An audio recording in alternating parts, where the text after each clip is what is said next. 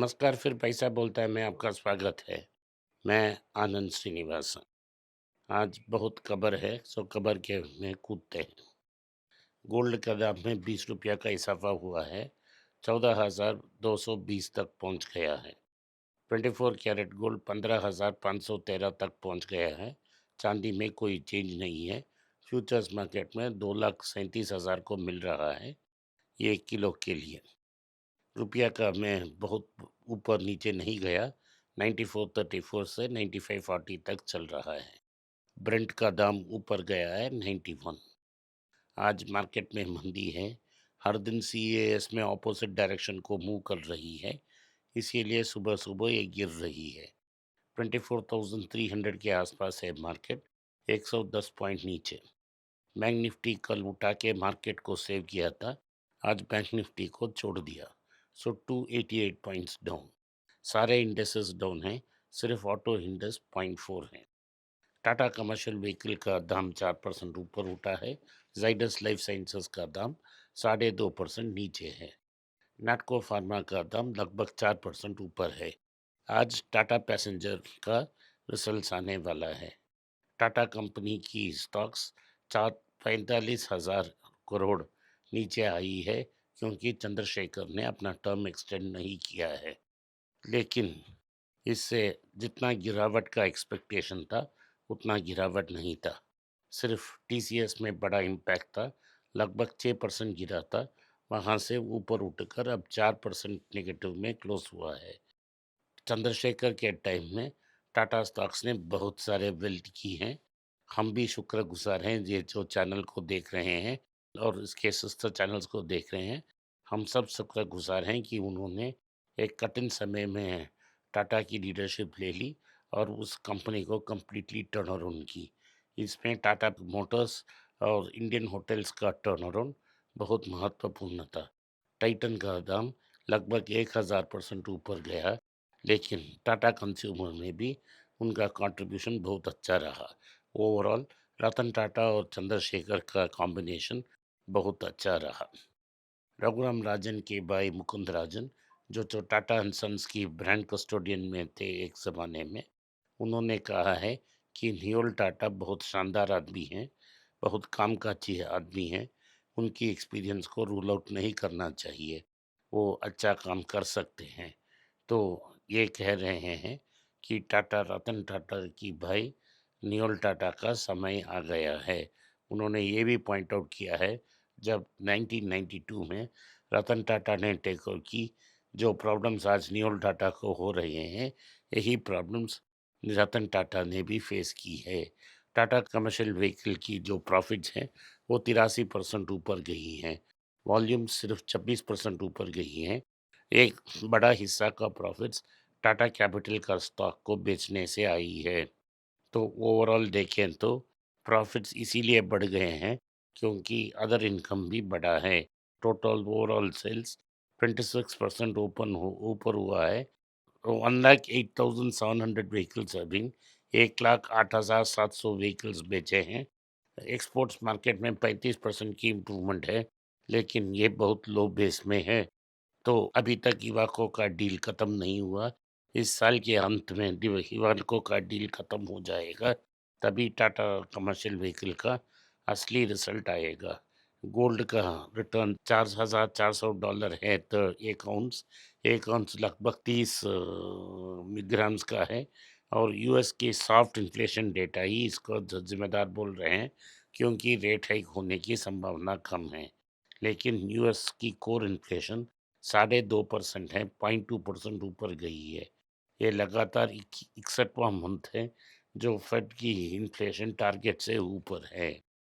तो gold jewellery में जब हॉलमार्क का मार्किंग हो रहा है, तब एक स्पेशल मार्किंग की आइडिया बन रही है गवर्नमेंट की, कि वो सोल्ड नाम का टैग, ताकि थेफ्ट और रीसेल के समय में उसे टिक टिक मापा जा सकता है। ये गवर्नमेंट अपना इरादा साफ कर रही है।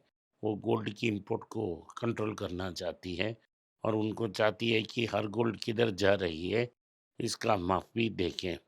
सदर्न बैंक्स में जिनमें हमने शेयर खरीदे हैं, इसमें से अच्छा रिजल्ट आने वाले हैं। क्योंकि गोल्ड लोन्स में उनका 91% सर्ज हुई है। लगभग 1,40,000 करोड़ उन्होंने 3 साल में लोन दी हैं। इन बैंक्स में फेडरल बैंक, जिनकी हम शेयर होल्डर हैं, कैथलिक सीरियन बैंक, जिसको हमने कंसिडर नहीं किया क्योंकि वो बहुत एक्सपेंसिव है, south Indian bank, curve Asia bank और सिटी यूनियन बैंक, इन सारी बैंक्स को हमने एक ज़माने पर कंसिडर की थी। इन बैंकों ने गोल्ड लोन पे कॉन्सेंट्रेट की। भारत की गोल्ड ओनरशिप में 4 सदर्न स्टेट्स की कॉन्सेंट्रेशन बहुत ज़्यादा है। केरला की मुथूट फैमिली में गोल्ड लोन की स्पेशलिस्ट हैं। उन्होंने 3 कंपनियों में स्प्लिट हुए हैं, रेड, ब्लू और येलो मुथूट। रेड मुथूट तो पॉपुलर है और पब्लिक भी चला गया, तो ब्लू मुथूट भी वसी रास्ते पर आ रही है। अब इस कंपनी की सब्सिडरी ऑलरेडी लिस्टेड है। अब मुथूट फिनकॉर्प को लिस्ट करने के लिए 4 लीड मैनेजर अपॉइंट किए हैं और 3,000 करोड़ का आईपीओ लगने वाला है। ईरान और यूएस की पीस डील डेडलॉक हो गई है। रिपोर्ट्स कह रहे हैं कि ईरान ने कह दिया है कि ट्रंप जाने में सिर्फ 2.5 साल है और वो वेट करने के लिए तैयार हैं। ट्रंप बहुत गुस्से में हैं और उन्होंने ये अनाउंस किया है कि वो इकोनॉमिक सैंक्शंस को टाइटन करेंगे। तो इससे क्या पता होता है कि होर्मुज़ से तेल आना बहुत मुश्किल है और इसीलिए प्राइसेस एलिवेटेड रहेंगे। भारत में इंपोर्टेड इन्फ्लेशन ज़्यादा होगा। ऑफिशियली रिजर्व बैंक ने कह दिया है कि रिटेल इन्फ्लेशन 19 मंथ्स हाई 0.45 तक पहुंच गया है और बढ़ने की संभावना है। लेकिन जब भी एमपीसी मीटिंग हो रही है, कंप्यूटर साइंस इंजीनियर और उनके फेलो पैनलिस्ट बोल रहे हैं कि कोई प्राइस नहीं बढ़ा है। सनफ्लावर ऑयल, पाम ऑयल, चावल, इन सब का रेट बढ़ा है। मेरा आइडिया ये है कि आप पिछले 1 साल की जो 1 साल के पहले अपना ग्रॉसरी बिल और आज की ग्रॉसरी बिल को कंपेयर करें और पता लगाएं कितना रेट बढ़ा है या कि कम हुआ है। ज्योति लैबोरेटरीज की रिजल्ट बहुत पुअर थी, एक्सपेक्टेड लाइंस में थी, क्योंकि उनकी हेंकल की कॉन्ट्रैक्ट ख़त्म हुई है, तो प्रॉफिट मार्जिन 51% गिरी है और मार्जिन्स प्रेशर में हैं। लेंसकार्ट की रिजल्ट्स बहुत अच्छी रही हैं। Q1 की नेट प्रॉफिट लगभग 228 करोड़ हो चुकी है। रेवेन्यू 43% बढ़ा है। ये कंपनी प्रॉपर ऑमनी चैनल बन गई है और इसका रिटेल सेल्स भी बढ़ रहा है। तो ईवी की व्हीकल्स की प्राइसेस 10 से 12% ऊपर जा सकती हैं। ये टीवीएस मोटर्स की बॉन्डिंग है। इफ़ अगर होर्मुज़ की जो क्राइसिस है वो बढ़ती रहें, तेल डेरिवेटिव प्रोडक्ट्स उसमें हैं और दूसरी चीज़, मटेरियल लाने में प्रॉब्लम्स आ रही हैं। अगली न्यूज़ ये है कि ज़ाइडस लाइफ साइंसेज़ की प्राइस में 2.5% की गिरावट है, क्योंकि Q1 की प्रॉफिट्स में लगभग 36% गिरी है। लेकिन ये 36% इसीलिए गिरी है, उन्होंने 4 कंपनी को एक्वायर किया है और सारे एक्विजिशन को राइट ऑफ की है। आईटी सेक्टर में लगभग $13 billion worth of IT deals आने वाले हैं रिन्यूअल के लिए दिसंबर तक। इसमें डील्स रिन्यू हो जाएंगे, लेकिन वैल्यू कम हो सकती है और इसे मार्जिन प्रेशर आ सकती है। बैंक ऑफ अमेरिका ने कहा है कि वो लगभग $2 बिलियन इन्वेस्ट करके जियो क्रेडिट में 49.9% की स्टेक लेंगे। इसमें 2.5 टाइम्स बुक की वैल्यूएशन में इन्वेस्ट कर रहे हैं। आज के लिए इतना ही। आपने इस पॉडकास्ट को सुना, इसके लिए मैं आपका आभारी हूँ।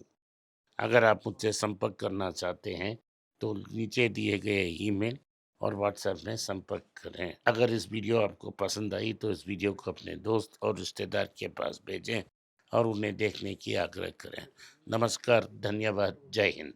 अगर आप मुझसे संपर्क करना चाहते हैं, नीचे दिए गए ईमेल में मेल भेजें। मेरी टीम आपके साथ संपर्क करेगी और मदद भी करेगी।